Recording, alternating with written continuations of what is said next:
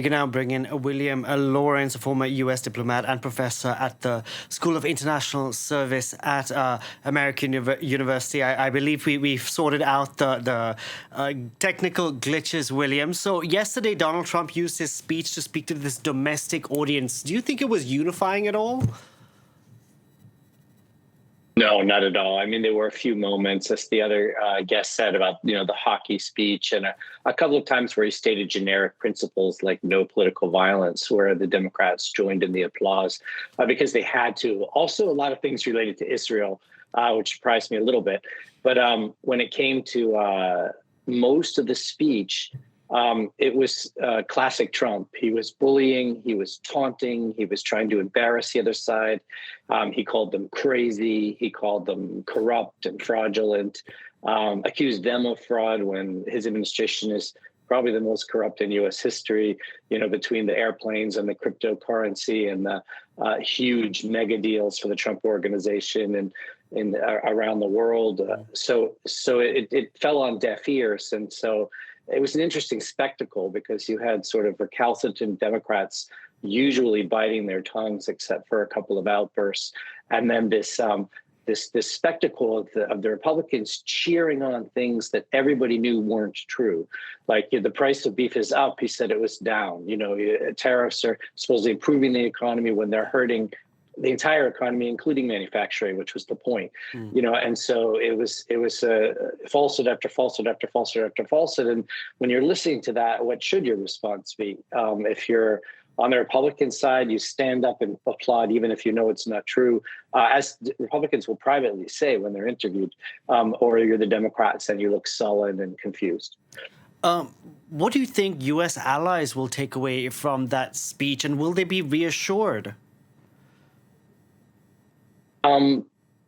No, I think the world has to some degree figured out Trump. And so, if you have the proper mix of sycophancy and staying out of his way and making short-term deals that seem to make concessions to him, like we saw with the Denmark, Greenland, quote-unquote concessions, you can get your way with Trump. Narcissists, diagnosed narcissists like him, 32 leading psychologists diagnosed him with narcissistic personality disorder. You usually can't get them to sort of move with you in concert in any way, but you can get them to back off, which is why one of his nicknames now given to him by Wall Street is Taco Trump. Trump always chickens out. So you make a move that seems sycophantic and agreeable, and then you sort of get out of his way. But there's no reassurance because Trump prides himself on being unpredictable, and unpredictability is bad for markets. It's bad for international relations. It's bad for peacemaking. It's bad for the stock market and business deals. Like if you're a business right now, you don't know. Is the tariff going to stay at 10 or 25%? Is it going up? Is it going down? It's been overruled by the Supreme Court, but it's going to try to bring them back in other ways for 150 days or not. So it's deeply, deeply confusing, which means if you're a businessman or a politician, you have to hedge and guess and hope you're right. Donald Trump campaigned on being a non-interventionist U.S. president. Do you think he's justified his actions in Venezuela or what he's planning to do with Iran? No, I think by non-interventionist, Trump is thinking, the Vietnam, Iraq, or Afghanistan model of long deployments and troops on the ground. But Trump loves quick strikes that seem to get him what he wants. I mean, he went and kidnapped the head of state of Venezuela after 6 months of bombing fishing boats and drug boats off the coast of Venezuela and the Caribbean and a little bit in the Pacific.